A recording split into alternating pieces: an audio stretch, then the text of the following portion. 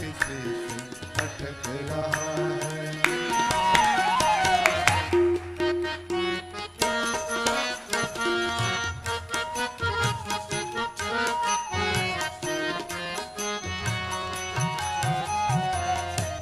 कंचन सी काया तेरी उलझी है विषयों के मेल में, कंचन सी काया तेरी उलझी है विषयों के मेल में। नर्तन मिला है तुझे, खो क्यों रहा है इस खेल में। नर्तन मिला है तुझे, सावधान, खो क्यों रहा है इस खेल में। सुत और दारा वैभव सारा, कुछ भी नहीं तुम्हारा वृथा से भटक रहा है, वृथा से भटक रहा है।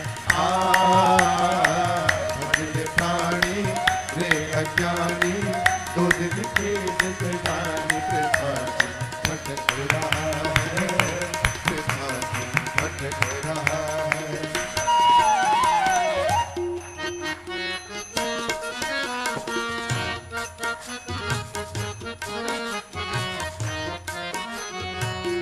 कई लोग मिलेंगे, कोई है मेरे इतना सुंदर यहां पर? मैं नहीं बोल रहा हूं, कई लोग कहते हैं क्या है, कोई है मेरे इतना धनवान यहां पर? कब तक रहोगे, कब तक सुंदर रहोगे हो? दाढ़ी सफेद हो जाएगी है? दुनिया की कोई भी संपत्ति हो 100 साल के भीतर अपने मालिक का नाम बदल लेती है।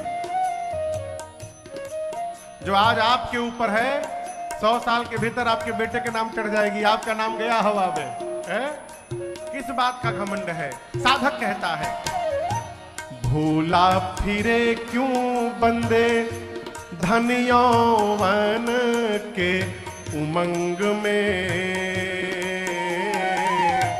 भूला फिरे क्यों बंदे धन यौवन के उमंग में। याद रखिएगा अंत में माता पिता और बंधु कोई चले ना तेरे संग में, माता पिता और बंधु कोई चले ना तेरे संग में। जीवन भर एक काम किया, मैं और मेरा तू और तेरा है माया का फेरा, इसी में भटक रहा है, इसी में भटक रहा है। भजले प्राणी रे अज्ञानी, दो दिन की जिंदगानी वृथा से भटक रहा है, वृथा से भटक रहा है, वृथा से भटक रहा है।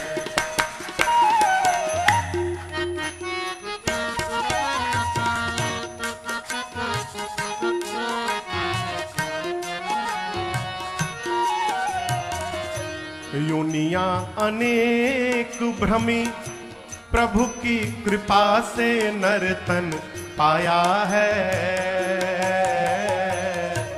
योनियां अनेक भ्रमी, प्रभु की कृपा से नर्तन पाया है। परंतु झूठे जगत में फंस के हरि से न प्रेम लगाया है, झूठे जगत में फंस के हरि से न प्रेम लगाया है। गीता गाए वेद बताए, गुरु बिनु ज्ञान न आए, कहाँ कर भटक रहा है, कहाँ कर भटक रहा है। भजले प्राणी रे अज्ञानी, दो दिन की जिंदगानी वृथा से भटक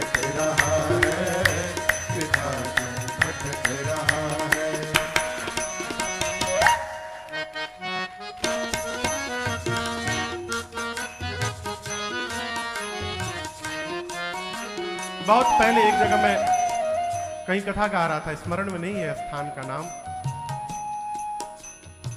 एक महापुरुष हुए समर्थ स्वामी रामदास जी, छत्रपति शिवाजी महाराज के गुरुदेव भगवान समर्थ स्वामी रामदास जी। उन्होंने एक ग्रंथ लिखा और उसमें कहते हैं कि जो मनुष्य अपने जीवन में 12 करोड़ नाम जप कर लेगा, कितना, उसी दिन उसको भगवान का दर्शन प्राप्त हो जाएगा। कुंडली में 12 स्थान होते हैं, एक एक करोड़ नाम जप करते से एक एक स्थान शुद्ध होता जाता है। ये उनके जीवन का अनुभव है, उनको मिला है ऐसे। तो कथा में बात आई, मैंने निवेदन किया। कथा के बाद एक लगभग 65-70 साल के बाबूजी बड़े टेंशन में आए मेरे पास। बोले महाराज मैं बहुत टेंशन में आ गया हूँ। हमने क्या हुआ बाबूजी? आपने कहा 12 करोड़ नाम जप करने से भगवान दिखाई पड़ जाएंगे। हमारा तो 60 साल पूरा हो गया है, अभी इस जन्म में तो पूरा करिए नहीं पाऊंगा। हमने कहा टेंशन न लीजिए, अभी से जपना प्रारंभ कर लीजिए। जितना इस जन्म में जप लेंगे, अगले जन्म में उतना कम जपना पड़ेगा। ये उस अकाउंट में क्रेडिट हो जाएगा। जब जगे तभी से सवेरा। साधक कहता है चंचल गुमानी मन अब तो जन्म को संवार ले। चंचल गुमानी मन अब तो जन्म को संवार ले। दुबई में फिर ना मिलेगा तुझे अवसर ऐसा बारंबार रे। फिर ना मिलेगा तुझे अवसर ऐसा बारंबार रे अज्ञानी तज नादानी भजले सारंग पानी। वृथा क्यों भटक रहा है, वृथा क्यों भटक रहा है। भजले प्राणी रे अज्ञानी जो दिन की जिंदगानी। वृथा क्यों भटक रहा है, वृथा क्यों भटक रहा है।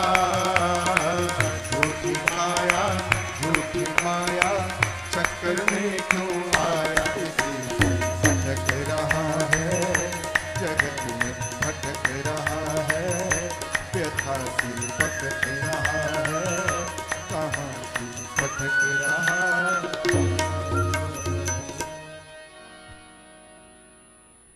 चंचल गुमानी मन अब तो जन्म को संवार ले। फिर ना मिलेगा तुझे अवसर ऐसा बारंबार रे।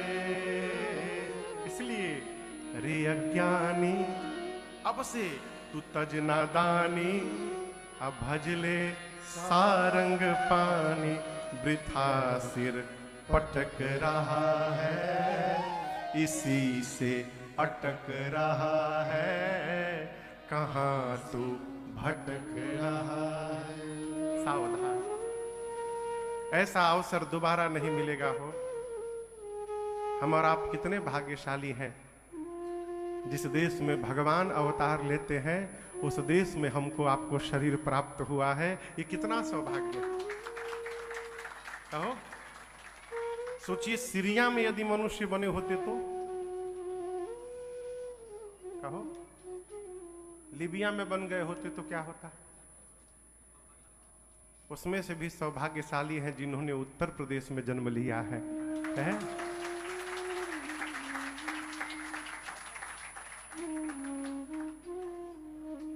उत्तर प्रदेश में ही राम जी अवतार लेते हैं, उत्तर प्रदेश में ही कन्हैया अवतार लेते हैं, उत्तर प्रदेश में ही तीर्थराज प्रयाग है, उत्तर प्रदेश में ही काशी जी है, हरिद्वार भी पहले उत्तरी प्रदेश में था। कितना बड़भागी है।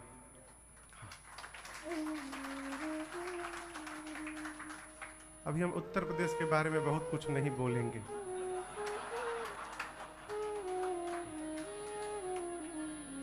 नहीं, कुछ बोल नहीं रहे हम।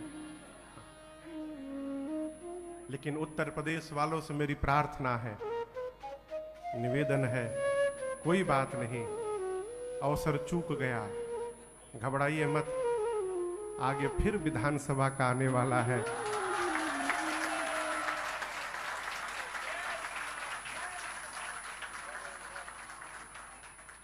अब जो नहीं कर पाया उस समय करना है। पूरे विश्व को जवाब देना है कि उत्तर प्रदेश राम जी के भगत वहां रहते हैं, और अपने व्यवहार से आगे के समय में बताना है कि हम भगवान के हैं। तो कोई बात नहीं, आंख खोलने के लिए कभी कभी अंधकार का होना आवश्यक होता है। बहुत प्रकाश हो जाए ना, आंखें चौंधिया जाती है हो। ये क्षणिक अंधकार था, जिसकी आंखें बंद थी उनकी भी खुलनी चाहिए, और जिसकी खुली नहीं है, मेरी रघुनाथ जी से प्रार्थना है कि कृपा करिए कि उनकी आंखें भी खुल जाएं। हाँ? प्रभु ने मां अहिल्या को गति प्रदान की। उसके बाद विश्वामित्र जी के साथ आगे बढ़े, गंगा जी में स्नान हुआ है। स्नान करने के बाद यहां पर दर्शन करिए। उदय भैया कहां गए हो? व्यवस्था में। अच्छा, ठीक ठीक है। राम जी स्नान किए, और स्नान करने के बाद गोस्वामी जी कहते हैं, तब प्रभु ऋषिन्हा समेत नहाए, फिर विविध दान मही देवन पाए। राम जी, लक्ष्मण जी, विश्वामित्र जी आदि मुनियों के साथ गंगा जी में स्नान करते हैं, और स्नान करने के बाद वहां जो महात्मा मुनि पंडित लोग थे, राम जी के द्वारा अनेक प्रकार से उनको दान प्राप्त हुआ। क्या प्राप्त हुआ? नहाने के बाद राम जी ने दान दिया। तो क्या राम जी अयोध्या से खजाना लेके गए थे? कहिए। तो राम जी कहां से दान दे दिए? उधार लेके। यहां दर्शन करिए, ये नहीं कहा कि राम जी दिए, ये कहा कि ब्राह्मणों को मिला है। विविध दान मही देवन पाए। तो जब राम जी दिए नहीं तो पाए कैसे? संकल्प से। ये कथा कहती है, कहीं भी जाइए, तीर्थ क्षेत्र में, परमार्थ क्षेत्र में, सत्संग में, कीर्तन में, मंदिर में, तो वहां कुछ देने का स्वभाव बनाइए। कई बुद्धिमान लोग कहीं भी जाते हैं ना, तो 1000 के नोट लेके जाते हैं। खुलने नहीं कि हम कहां से दे। सुबह से निकला हुआ वो नोट शाम को वापस चला जाता है? ये स्वभाव ठीक नहीं है। देने का स्वभाव बनाइए। देखिए, देते रहिएगा तो आता रहेगा, और जमा करके रहिएगा, खर्चा नहीं करिएगा तो घरवा वाले प्रार्थना करेंगे भगवान से, प्रभु जल्दी इनके उठावा। नहीं जाए तो हम लोग खर्चा करें, न खात है न खाए देते है, सांप कुंडली मार के बैठे वही के ऊपर। देने का स्वभाव बनाइए। हमारे कहां है भैया जो रोज बोलते हैं? हाँ, ओम प्रकाश भैया व्यवस्था में होंगे, रोज बोलते हैं कि कथा चल रही है, दीजिए कुछ, जो भगवान आपको जिस योग बनाए दीजिए। रोज बोलने का विषय थोड़ी है, लेकिन सोचने का विषय है, रोज क्यों बोलना पड़ रहा है उनको, ये सोचने का विषय है। देखिए, भगवान ने जिस योग्यता से हमको बना करके भेजा है, भगवान को ये विश्वास होना चाहिए, भगवान को ये पता चलना चाहिए कि किसी गलत को नहीं दिया हूं, जिसको दिया हूं वो सदुपयोग कर रहा है, उनको पता चलना चाहिए। भगवान पेट भरने के लिए दिए हैं, पेटी भरने के लिए थोड़ी दिए हैं। इसलिए केवल यही नहीं, कहीं भी सत्कर्म हो, परमार्थ हो, भगवान आपको जिस क्षमता के लिए बनाए हैं, आप खुद निर्णय करिए, उस क्षमता से सहयोग करना चाहिए। क्यों? ये समाज का कार्य है, ये परमार्थ का कार्य है। यदि इस कथा से, देखिए हम कथा करते हैं, यहाँ तो हम लोग भारत के बाहर हैं, भारत में तो हजारों की भीड़ रहती है। मैं आयोजक भैया से स्पष्ट कहता हूँ, कथा में यदि एक का भी हृदय परिवर्तित हो गया तो राजन का 9 दिन कथा गाना वहां सार्थक हो गया, एक का भी सफल है। और उस सार्थकता का, पुण्य का भागी वो भी बनते हैं जो उस कथा में सहयोग करते हैं। इसलिए मेरी प्रार्थना है, ऐसे मेरा स्वभाव नहीं है ये कहना, लेकिन हम लोग भारत के बाहर हैं, आपसे प्रार्थना है जितना हो सके क्षमता से कभी भी अवसर आवे जीवन में परमार्थ का, तो वहां सहयोग करना चाहिए। आदमी रेस्टोरेंट में खाना खाने जाता है, हजारों निकालता है, इसे मानो रुपया दे रहा हो, 100 रुपया 10 रुपया। मंदिर में जाते हैं तो सबसे छोटका नोट खोजत है, कहां बा हो। एक कथा आपको सुनाऊं। एक सेठ जी थे, उनका नाम था दानचंद जी। पूज्य स्वामी श्री राजेशानंद जी महाराज सुनाते थे। क्या नाम था? जोर से कहिए। दानचंद। अब वो त्रेता के दरिद्र थे।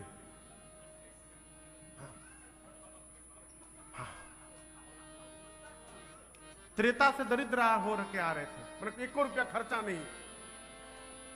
उनके घर से 4 किलोमीटर दूर गंगा जी रहती थी। कभी गंगा जी स्नान नहीं किए, क्यों? ब्राह्मण लूट लेंगे हमको। एक दिन पत्नी को आया गुस्सा, बोले तुम्हारे जैसे अभागे के साथ मेरा विवाह होके मेरा कर्म फूट गया, एक दिन तुम गंगा स्नान नहीं किए। बात लगी सेठ जी को, भोर में निकल पड़े घर से, पैदल, गाड़ी से नहीं, पेट्रोल खर्चा होगा। पैदल गए, घाट पर देखे तो बहुत सारे पंडित जी लोग। बोले इतने सारे पंडित जी हमको नोच लेंगे सब। बोले मुर्दा घाट पे चलो, वहां कोई नहीं मिलेगा। मुर्दा घाट पे चले गए, वहां कोई था नहीं।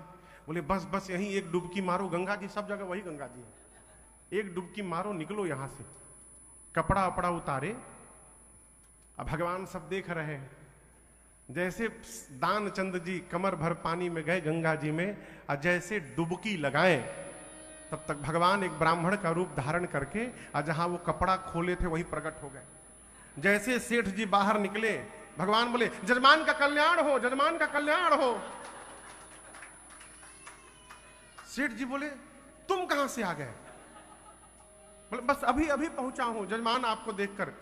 पहले तो तुम वहां क्यों नहीं हो घाट पर? बोले भीड़ भाड़ हमको पसंद नहीं है, मैं बहुत संतोषी ब्राह्मण हूं। एक जजमान आता है यहां मुर्दा घाट पर, कोई भी एक, अब वो जितना दे देता है मैं उसी में संतुष्ट हो जाता हूं। आज आप आ गए हैं, भगवान ने आपको भेज दिया है। अब सेठ जी दोबारा डुबकी नहीं मारे, कहीं दूसरा मारू दूसरा और आ जाए। उसी में निकले बाहर। बोले हम तो कुछ ले करके नहीं आए हैं आज। भगवान बोले संकल्प कर लीजिए। तो संकल्प किए 2 रुपए दान देने का। कितना रुपया? हम संकल्प करते हैं आपको गंगा स्नान करके 2 रुपया दान करते हैं। बोले कभी हमारे घर आके ले जाइएगा। सेठ जी चले, सोचे कि अब 2 रुपया के लिए कोई 5 किलोमीटर थोड़ी 4 किलोमीटर आएगा। हाँ। घर गए, जाकर अभी पत्नी पूछी कैसा हुआ? बोला कैसा हुआ, किसी तरह पिंड छुड़ा के आ रहा हूं। अब मत कहना कभी नहाया नहीं हूं। अभी बात ही कर रहे थे, तब तक दरवाजे से आवाज आई जजमान का कल्याण हो। सेठ जी पूछे पूछो कौन, देखो कौन आया है। पत्नी गई तो भगवान ने सब बताया। सेठ जी 2 रुपए का संकल्प किए हैं। पत्नी ने आकर कहा कि आपने संकल्प किया है क्या 2 रुपए का? सेठ जी बोले आ गया क्या वो? इतनी जल्दी आ गया? जाकर बोलो मैं बीमार हो गया हूं। पत्नी जाकर बोली वो तो बीमार हो गए हैं। भगवान बोले क्या मेरे जजमान बीमार हो गए? मैं जजमान के स्वास्थ्य की कामना के लिए अनुष्ठान करूंगा दरवाजे पर। मेरा जजमान बीमार रहेगा, मैं चैन से कैसे रहूंगा? अब भगवान बैठ गए। पत्नी आकर बोली वो तो बैठ गया। पूजा करने लगे। अच्छा, जाके बोल दो मर गया मैं। क्या बोल रहे हैं? बोल दो मैं मर गया। अब सेठ आंख बंद करके लेट गया। अब वो पत्नी रोते रोते नाटक करके गई, मर गए, मर गए। भगवान बोले मेरा जजमान मर गया। अब जजमान का जब तक अंतिम संस्कार नहीं करूंगा कैसे जाऊंगा मैं? पूरे गांव में भगवान खबर कर दिए कि सेठ जी मर गए। पूरा गांव एकत्रित हो गया। पत्नी चिल्ला रही है मरे नहीं है। अब उसको लोग घर से बाहर निकाल कर वो उड़न खटोला पर लिटा दिए, बांध दिए डोरी से। अब वो आंख बंद किए है, सांस रोके, धीरे धीरे सांस ले रहा है। पत्नी चिल्ला रही है, मरे नहीं है। गांव की माताएं, हाँ ऐसा ही होता है, ऐसा ही होता है। उसको उठाकर सब ले गए उसी मुर्दा घाट पर जहां संकल्प लिया था। वो चिता पर सुला दिया गया, आंख नहीं खोला। हाँ। अब अग्नि लगने वाली थी लकड़ी में। भगवान बोले अद्भुत है भाई ये भी। तो भगवान लोगों से बोले, देखिए मेरा जजमान है, मैं पुरोहित हूं इनका, इनके उद्धार के लिए मुझे कान में इनको मंत्र बोलना है, उसके बाद अग्नि लगाइएगा। भगवान कान में जाकर सेठ जी से बोले, अरे अब तो आंख खोल दे, मैं जानता हूं तू मरा नहीं है। सेठ बोले, तुमको कैसे पता मैं मरा नहीं हूं? भगवान बोले, मैं भगवान हूं, मैं सब जानता हूं, कुछ भी है तेरे न देने की निष्ठा से मैं प्रसन्न हो गया हूं। हाँ, हाँ, हाँ, हाँ। मैं बहुत प्रसन्न हूं तेरी निष्ठा से, प्राण जाए बरु वचन न जाए। मैं बहुत प्रसन्न हूं, मांग तुझे क्या चाहिए। धीरे से आंख खोला, बोला सही में आप भगवान हैं? हाँ, जो मांगूंगा दे देंगे, जो मांगेगा दे दूंगा, बहुत प्रसन्न हूं। सेठ बोला, जो 2 रुपए का संकल्प कराए थे ना उसको माफ कर दीजिए।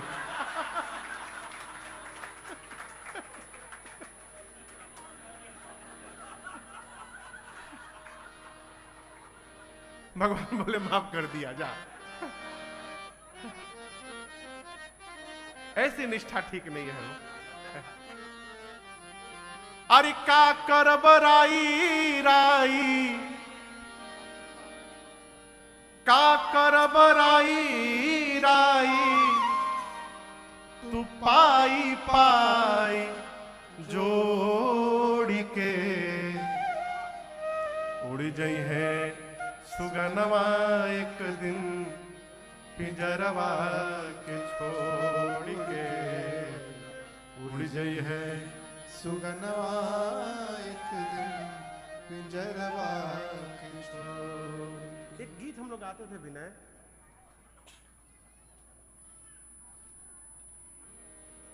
बंस में गो कुबंस जमीता।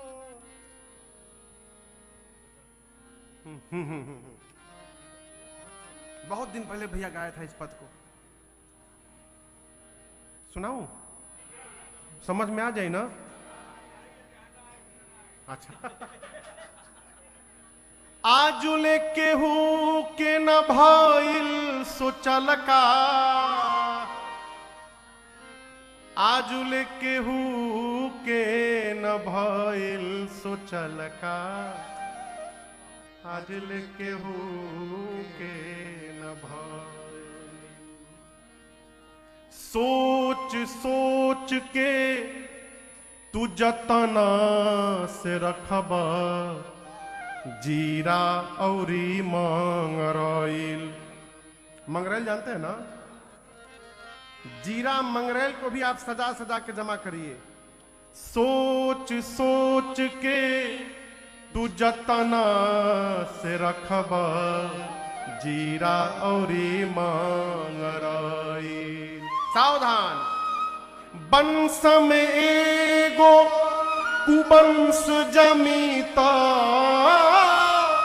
बंस में एगो कुबंस जमीता, मुश्किल कदी मुस्काइल सोचल का, आजुले केहू के न भइल। मुनि वशिष्ठ त्रिकाल के दरसी, ज्योतिष रही गईल धइल। बेटा के बनवास पिता के, बेटा के बनवास पिता के, स्वर्गवास हो गईल सोचल का, आजुले केहू के। भाई बाप, जीवन में अवसर आ रहा है करने का तो करते जाइए, करते जाइए। क्या पता ये अवसर दोबारा प्राप्त ही ना हो। क्या भरोसा, सांसों का क्या भरोसा, सांसों का क्या भरोसा, रुक जाए चलते चलते, रुक जाए चलते चलते, सांसों का क्या भरोसा, सांसों का क्या भरोसा, सांसों का क्या भरोसा। कथा बहुत आगे ले चलनी है, इसलिए मेरी प्रार्थना है कहीं भी जीवन में अवसर मिले, परमार्थ में, सत्संग में अपनी क्षमता से सहयोग करना चाहिए। यदि आप अपने को उस योग्यता से मानते हैं तो, नहीं यदि दरिद्र मान के बैठे तो फिर तो कोई बात नहीं, भगवान ने मालिक है।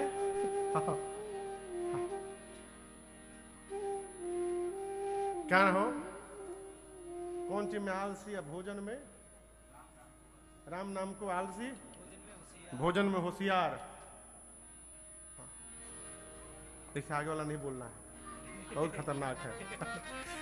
भगवान गंगा स्नान हुआ, दान देने का संकल्प की, आगे बढ़े, मिथिला धाम में प्रवेश हुआ। यहां मिथिला का कोई है? अच्छा मिथिला क्षेत्र इधर है, आजा भीतर भैया। कहां मिथिला वाला लोग पीछे बैठे हैं आज? अरे मिथिला का दिन है आज और कल। जय जय बोलिए मिथिला धाम की जय। मिथिला के लोग अद्भुत हो। सखिया इतना डेंजरस गाली देती है मिथिला में, आप सोच नहीं सकते।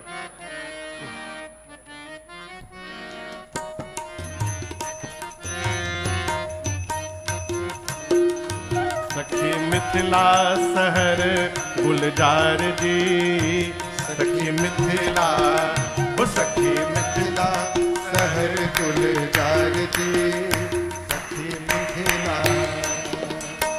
मिथिला की गारी संसारी न समझो, मिथिला की गारी संसारी न समझो, मिथिला की गारी संसारी न समझो, मिथिला की गारी संसारी न समझो। ये गारी है वेदों का सार जी, सखी मिथिला, वो सखी मिथिला शहर गुलजार जी, सखी मिथिला, सखी मिथिला शहर गुलजार जी, सखी मिथिला। भगवान मिथिला में प्रवेश हुआ। एक सुंदर आम के बगीचे को देखकर विश्वामित्र जी ने राम लक्ष्मण जी से कहा यही रहा जाए। राम जी ने कहा जो आज्ञा गुरुदेव। सूचना पहुंची श्री जनक जी महाराज के पास कि विश्वामित्र महामुनि आए। ऐसा सूचना प्राप्त होते जनक जी महाराज संग सचिव सुचि भूरि भट भूसुर बर गुर ज्ञान, चले मिलन मुनि नायक ही मुदित रावो एहि भाव। साथ में ब्राह्मणों को लेकर, मंत्रियों को लेकर, बिरुदावली गाने वाले भाटों को लेकर, ब्राह्मण देवताओं को लेकर जनक जी महाराज गए और जा करके श्री विश्वामित्र जी के चरणों में दंडवत किए। कैसे प्रणाम किए पता है? कीन्ह प्रणाम चरण धरी। माथा बुझाता? माथा मतलब सिर। विश्वामित्र जी के चरण में सिर रखकर प्रणाम किए। देखिए लोग कहते महाराज हम प्रणाम करते हैं, आशीर्वाद नहीं मिलता।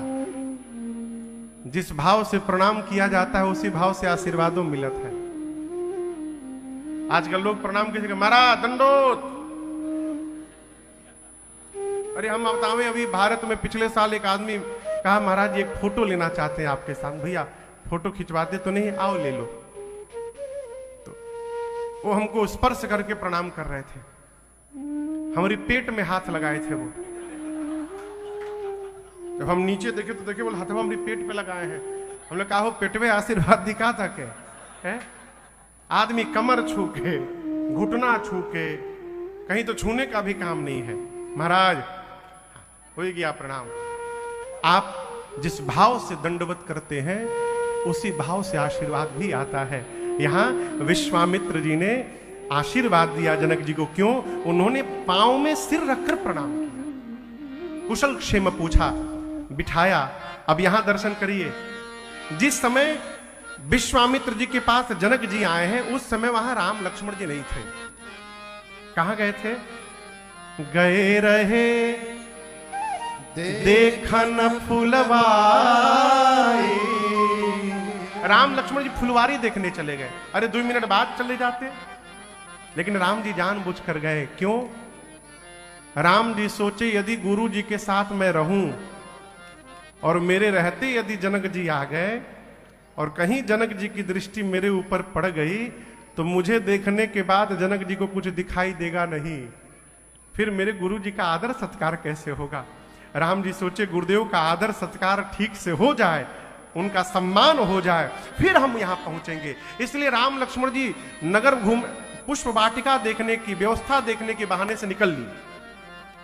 विश्वामित्र जी के पास जनक जी आए, प्रणाम हुआ, आशीर्वाद मिला, सत्संग प्रारंभ हुआ। उसी बीच राम लक्ष्मण जी आए और जैसे राम जी को जनक जी महाराज ने देखा हो, एक बात हम आपको बोले, अपने बारे में बताने से बचा जाए। हम फलाना है, हम ढिमका है, हम तोप हैं, हम फूफा हैं, अपने बारे में न बताया जाए। जहां होता है वहां बताना नहीं पड़ता है, और जहां बताना पड़ रहा है इसका मतलब वहां कुछ है नहीं, इसलिए बताना पड़ रहा है। हमारे चाचा कहते हैं कि जिस पुष्प में बेटा सुगंध होगा बताना नहीं पड़ेगा, बगल से गुजरने से पता चलेगा कि यहां सुगंध है।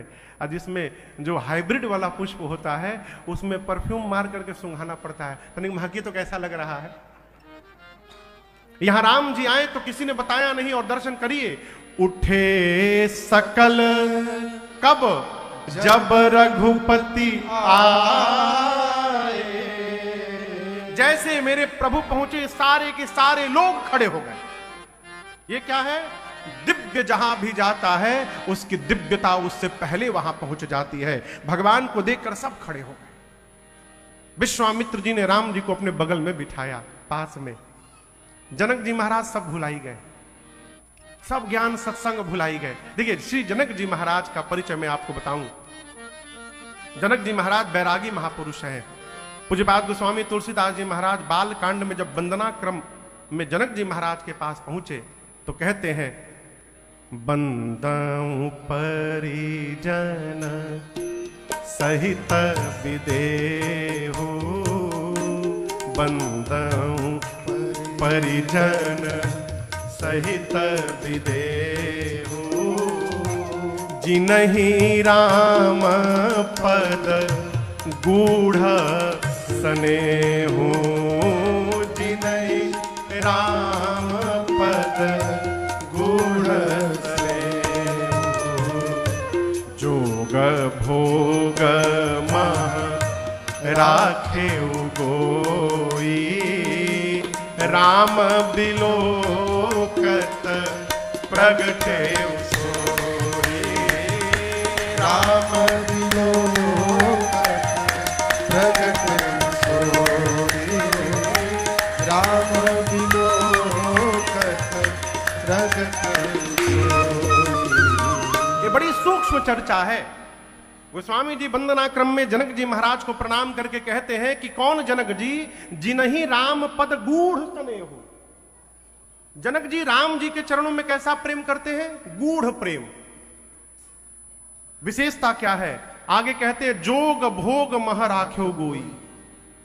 उदय भैया, जनक जी महाराज अपने जीवन के योग को भोग के भीतर छिपा करके बैठे हैं।